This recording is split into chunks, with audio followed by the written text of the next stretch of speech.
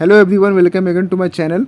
दोस्तों, मेरा नाम है राहुल कुमार। तो आज के इस लर्निंग वीडियो में हम जानने वाले हैं कि कौन से ऐसे 5 स्टेप है जिसको फॉलो करके कोई भी व्यक्ति एक अच्छा ट्रेडर बन सकता है। जैसे क्या होता है कि कोई भी ट्रेडर नया आता है मार्केट में, उसमें स्टार्टिंग फेज थोड़े लॉसेस होते हैं या ब्रेक इवन से नीचे होता है, थोड़ा बहुत लॉस होता है, तो उसको कैसे रिकवर करके वो प्रॉफिटेबल की ट्रेडर की तरह बन सकता है। तो इसमें पांचों स्टेप को मैं डिटेल में बताने वाला हूँ, तो वीडियो को ध्यान से सुनना। जैसा कि हम सब जानते हैं कि ट्रेडिंग क्या है, बहुत ही फैसिनेटिंग बिजनेस है। इसमें फ्रीडम ऑफ मनी होता है, फ्रीडम ऑफ टाइम होता है, तो हर तरह का आज़ादी इसमें है। तो हर कोई इसमें करना चाहता है, और अभी के समय में खास करके कोविड के बाद से बहुत सारे लोग इसमें एंटर कर रहे हैं। तो इसमें कुछ पॉइंट आपको बहुत ही जरूर ध्यान रखना चाहिए अगर आप बिगनर स्टेज पे, तो कि ताकि अपना कैपिटल को प्रिजर्व कर सको और ट्रेडिंग प्रॉफिटेबल की तरफ अपना लेके जा सको। तो इसमें पहले बताने लगे, जो पहला आपको स्टेप फॉलो करना है, तो सबसे पहले आपको फॉलो करना है कि आपको एक प्रॉफिटेबल ट्रेडर बनने के लिए आपको पहला होना चाहिए कि आपके पास एक बढ़िया सेटअप होना चाहिए।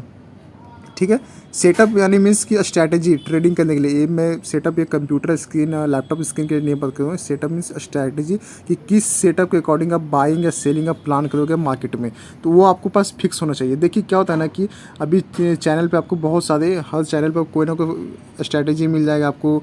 बहुत सारे इंडिकेटर बेस्ड मिलेंगे आपको, कुछ प्राइस एक्शन बेस्ड मिलेंगे, कुछ डेटा बेस्ड मिलेंगे। तो बहुत स्ट्रैटेजी अवेलेबल है मार्केट में, बट आपको इसमें डिसाइड करना है कि आपको कौन सा स्ट्रैटेजी सूट कर रहा है।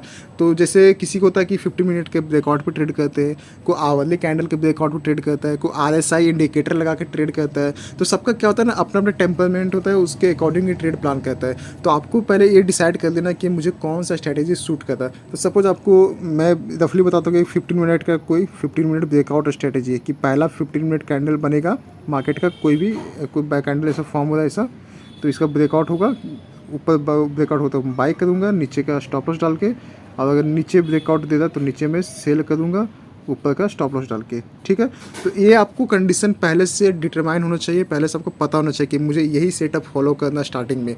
ऐसा नहीं कि आप किसी चैनल पे जाके देखे कि यहाँ पे 15 मिनट ब्रेकआउट बता रहा है, कोई 12 PM के ब्रेकआउट बता रहा है, कोई बता रहा है कि डेली कैंडल का लो हाई ब्रेक हो तो उसके अकॉर्डिंग ट्रेड प्लान करो, कोई बॉलिंजर बैंड बता दो। वैसा नहीं करना, आपको देखना है कि आपको कौन सा सेटअप सूट कर रहा है, तो उसके अकॉर्डिंग ट्रेड प्लान करना है।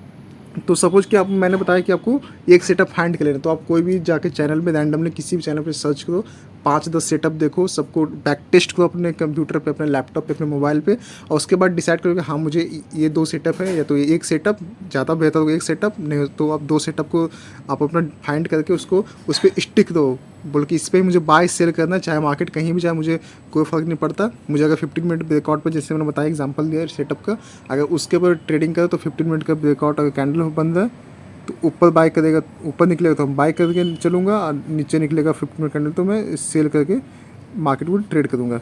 ठीक है, आई होप एक फर्स्ट पॉइंट आपको क्लियर हुआ देगा। सो नाउ अब चलते हैं हम सेकंड पॉइंट पर। सेकंड पॉइंट हमारा क्या है? सेकंड पॉइंट मैं बात करना चाहूँगा वो है रिस्क टू रिवॉर्ड, जिसको हम R/R बोलते हैं, या तो रिस्क टू रिवॉर्ड रेशियो बोलते हैं। ठीक है, ये सब वर्ड से आप फेमस तो हो गए, रिस्क टू रिवॉर्ड रेशियो।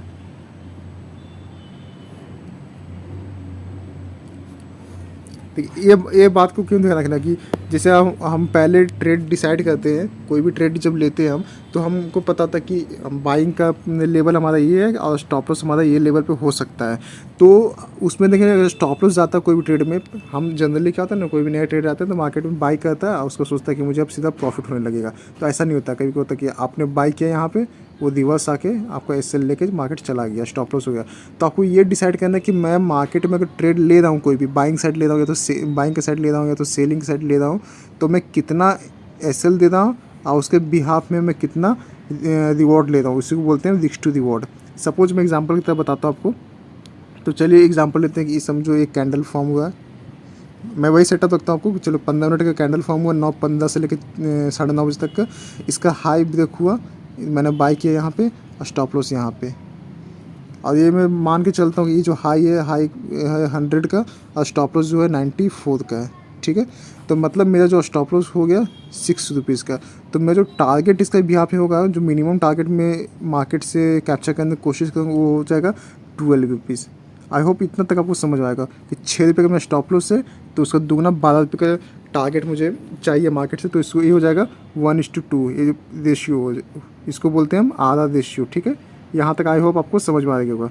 अब क्या करना है कि जनरली ट्रेडिंग में क्या होता है कि अगर मैंने बाय किया तो जरूरी नहीं कि मुझे 12 रुपये ही मिलेगा, हो सकता है मुझे 10 रुपये तक ही मिले, हो सकता है मुझे 5 रुपये मार्केट में मूव करके और फिर से रिवर्स आए।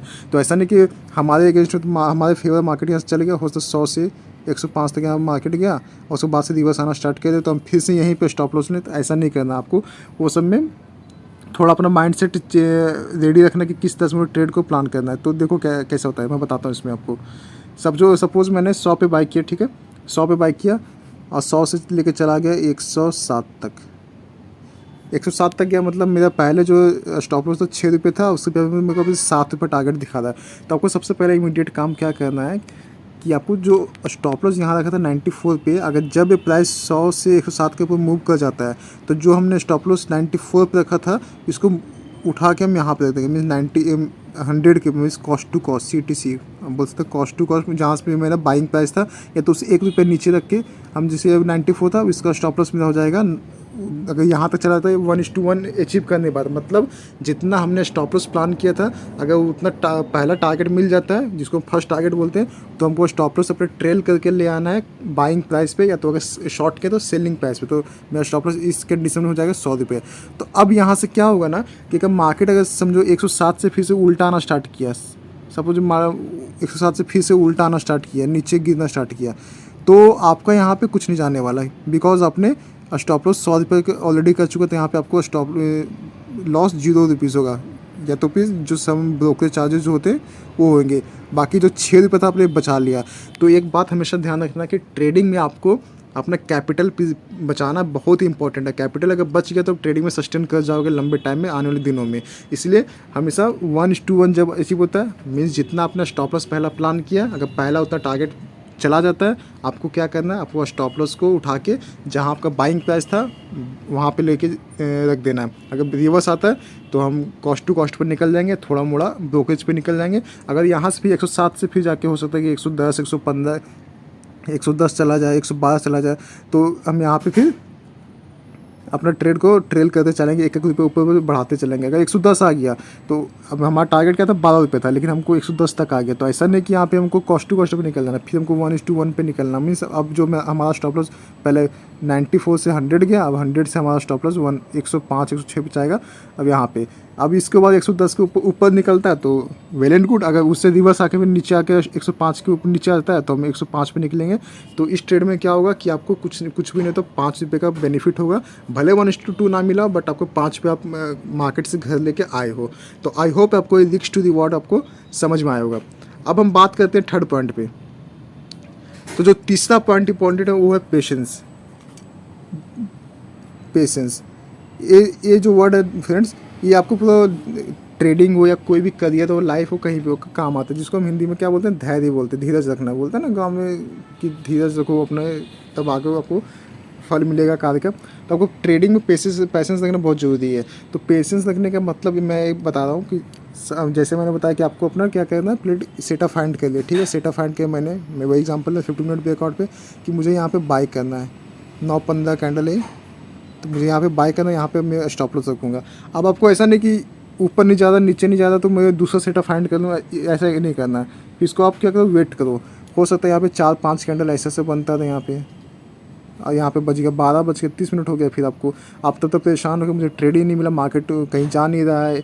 तो आपको क्या ना वेट करना है, जब ब्रेक करे, हो सकता है जाके 2 बजे शाम को ब्रेक करे तो हमको ट्रेड लेना है। ऐसा नहीं कि यहाँ ब्रेक नहीं करा तो यहाँ पे मैं दूसरा सेटअप फाइंड करने लगा, ऐसे से होने लगा तो यहाँ से प्राइस एक्शन नीचे बन गया तो मैं नीचे आ गया। वैसा नहीं था, आपने जो सेटअप फाइंड करके रखा है उसके अकॉर्डिंग ट्रेड को प्लान करना है, अदरवाइज आपको सिर्फ बैठ के स्क्रीन को चुपचाप देखना है, ठीक है। आई होप आपको ये पॉइंट समझ आएगा। तो जब भी आपका सेटअप बने, जब भी आपको सेटअप के अकॉर्डिंग ट्रेड मिले तो ही लेना है, अदरवाइज आप मार्केट को इग्नोर करो। मार्केट कहीं जाने वाला नहीं है, मार्केट आज भी है, कल भी है, आने वाला 100 साल भी रहेगा। हम तो आई होप आपको पेशेंस का मतलब समझ आएगा कि आपको वेट करके ट्रेड करना। जब आप वेट करोगे तो आपको ट्रेड भी अच्छे मिलेंगे। हो सकता है यहाँ पे 12 बजे के बाद ही ऐसे कैंडल फॉर्म हो, यहाँ पे 1 बजे के आसपास, और सीधा ब्रेकआउट पे यहाँ निकले और यहाँ से तुरंत बुलिश कैंडल फॉर्म करके 5 से 15 मिनट में आपको टारगेट दे जाएगी। मे बी ऐसा भी होता है। और कभी क्या होता है कि आपको दिन भर यहाँ साइडवेज रह गया तो आपको ट्रेड कहीं नहीं मिला, ना ऊपर साइड मिला ना नीचे साइड मिला। तो इसमें अच्छा होगा क्योंकि साइडवेज मार्केट में आपको वैसे भी स्टॉप लॉस हिट होता है, कोई सेटअप काम नहीं करने वाला वहाँ पे। तो यहाँ पर कोई तीनों पॉइंट समझ आएगा, पहला सेटअप, दूसरा रिस्क टू रिवॉर्ड, तीसरा पेशेंस। अब चलते हैं हम कि फोर्थ पॉइंट पे। फोर्थ पॉइंट बहुत इंपॉर्टेंट होने वाला क्योंकि वहाँ पे आपको फोर्थ पॉइंट में क्या बताने वाला हूँ कि फोर्थ पॉइंट में आपको सिलेक्टेड स्क्रिप्ट या सिलेक्टेड स्टॉक या इंडेक्स पे ट्रेड करना है। जैसे जानते हैं कि हमारे शेयर मार्केट में इंडिया के शेयर मार्केट में आपको लगभग 5000 कंपनी, मैं मोटा मोटी बता दूँ, मुझे एग्जैक्ट नंबर पता नहीं, इतना लिस्टेड है। तो आपको उसमें से कुछ को ट्रेड करना है। वैसा तो नहीं मैं 5 स्टॉक को सबको ट्रेड करूँ, तो आपको एक वॉच लिस्ट क्रिएट करना है। इसमें वॉच लिस्ट किसी की क्रिएट करोगे आप, हो सकता है कि निफ्टी 50 को ट्रेड करो आप, हो सकता है आप इंडेक्स में सिर्फ निफ्टी बैंक निफ्टी को या बैंक निफ्टी को ट्रेड करो ऐसा। या तो आप टॉप 10 कंपनीज जो निफ्टी में आते हैं, जैसे रिलायंस हो गया, HDFC बैंक हो गया, ICC बैंक हो गया और इन्फोसिस हो गए, एशियन पेंट हो गया, आप इनको ट्रेड करो। तो आपको एक फिक्स वॉच लिस्ट बना लेना। आपको एक काम कर सकते हैं, आप टॉप 15 कंपनी, टॉप 10 कंपनी जो निफ्टी 50 के अंडर में है, उसको आप सिलेक्ट करके अपना वॉच लिस्ट बना लो। या तो सिर्फ निफ्टी में ट्रेड करो, या तो बैंक निफ्टी में ट्रेड करो। तो मीन्स मेरा कहने का मतलब आपको कुछ लिमिटेड स्टॉक के अंदर ट्रेड करना है। इस ऐसा नहीं कि आज मैं बैंक निफ्टी में कर रहा हूँ, कल मैं निफ्टी में कर रहा हूँ, फिर मैं HDFC कर रहा हूँ, फिर कहीं मुझे कोई कहीं से न्यूज़ आ रहा है मैं पेटीएम को शेयर बाय कर रहा हूँ, ऐसा नहीं करना। आपको सिलेक्टेड स्टॉक का लिस्ट बना लेना, उसके अंदर में ट्रेड करो। तो आपको प्रोबेबिलिटी जो होगा ट्रेडिंग का और प्रॉफिटेबल की तरफ बढ़ने का वो ज़्यादा इंक्रीज़ होगा। तो आपको इतना तक समझ आएगा। अब हम जो लास्ट पॉइंट में डिस्कस करने वाला, सबसे इंपॉर्टेंट पॉइंट होने वाला, वो आपको एक जर्नल मेंटेन करना है। जर्नल मतलब 5th पॉइंट है ये, आपको जर्नल मेंटेन करना। मतलब जर्नल मतलब सिंपल लैंग्वेज बोलूँ तो आपको जो भी आप दिन में ट्रेड किए हो, आज के दिन में जो भी ट्रेड किया उसको जाके अपने कॉपी या डायरी में आपको नोट करना है। कि कॉपी या डायरी में आप नोट कर सकते हो कि आज मैंने किस कंडीशन बाय किया, बाय करने के बाद प्राइस का बिहेवियर कैसा था, सबको अब जितना हो सके उतना डिटेल में लिखो। डिटेल लिखने से क्या होगा ना, आपको याद रहेगा आने वाले टाइम में जब देखोगे तो हाँ मार्केट में ये भी हो सकता है, मार्केट में वो भी हो सकता है। ट्रेड लेने के बाद स्टॉप लॉस भी हिट हो सकता है, स्टॉप लॉस हिट होने के बाद भी टारगेट मिल सकता है। ऐसा जितना भी आपको एक्सपीरियंस होता जाएगा मार्केट में, जितना भी आपको एक्सपीरियंस गेन करोगे या जो भी आपको ऑब्जर्व करोगे मार्केट, उसको आप नोट करते जाना। नोट करने से होगा कि आपको ट्रेडिंग में आपको जो इम्प्रूवमेंट होता रहेगा। हो सकता है आपने कोई कुछ बाय किया, कैंडल को बाय किया और यहाँ पे स्टॉप लॉस मतलब होके और बाद में ऊपर निकला, बाद में स्टॉप लॉस हिट कर गया, आपको लिख लिया डायरी में। लेकिन बाद में मालूम चला कि स्टॉप लॉस हिट करने के बाद फिर से री एंट्री करते तो हमको अच्छा प्रॉफिट मिल सकता था। तो ये सब पॉइंट लिखने से क्या होगा ना कि आपको मार्केट का बिहेवियर पता चला कि हाँ स्टॉक ऐसे मूव करते हैं, ऐसे मूव करते हैं। कभी कभी होता है कि एक तरफा मूव कर जाता है, कभी होता है तो वोलेटाइल होता है, तो ऊपर मूव करता है, नीचे मूव करता है। तो आपको ये बहुत ही ईजी होगा इसमें जर्नल मेंटेन करने से। और लगभग हर बड़े ट्रेडर को आप देखोगे, वीडियोज़ देखते रहते होगे, तो उसमें आपको मालूम चला कि हर कोई अपने जर्नल मेंटेन करता है, लिखता है कि आज दिन भर ट्रेडिंग में क्या हुआ, स्टॉप लॉस हिट हुआ तो क्यों हुआ, टारगेट हुआ तो कहाँ तक मिला, कहाँ तक टारगेट और मिल सकता था, क्या मैंने गलती की जिससे कारण स्टॉप लॉस हिट हुआ, गलत ट्रेड ले लिया, क्वांटिटी साइज क्या था मेरा आज का। तो आप इसको डिटेल में, जितना डिटेल हो ब्रीफ में आप उसको अपने डायरी में या कॉपी में नोट कर सकते हो, वो बहुत अच्छा रहेगा। तो आई होप आपको ये पांचों पॉइंट समझ आएगा। सेटअप मैंने बता दिया, रिस्क टू रिवॉर्ड बता दिया, पेशेंस बता दिया, आपको स्टॉक कैसे सेलेक्ट करना वो बता दिया, और फाइनली जर्नल बता दिया। तो आई होप दोस्तों आप लोग को जो ये पांचों इंपॉर्टेंट पॉइंट थे ट्रेडिंग में आपको प्रॉफिटेबल बनाने के लिए, आपको ये सब काम आएंगे, आपको पसंद आएगा। और वीडियो को एक बार और जाके देखना ताकि आपको पूरी डिटेल में पता चले। वीडियो में कुछ इंप्रूवमेंट चाहिए आपको तो आप कमेंट में बता सकते हो कि हाँ मुझे ये टॉपिक पर वीडियो चाहिए, तो मैं उसको ट्राई करूँगा उसको कवर अप करने के लिए। तो आज के लिए बस इतना ही।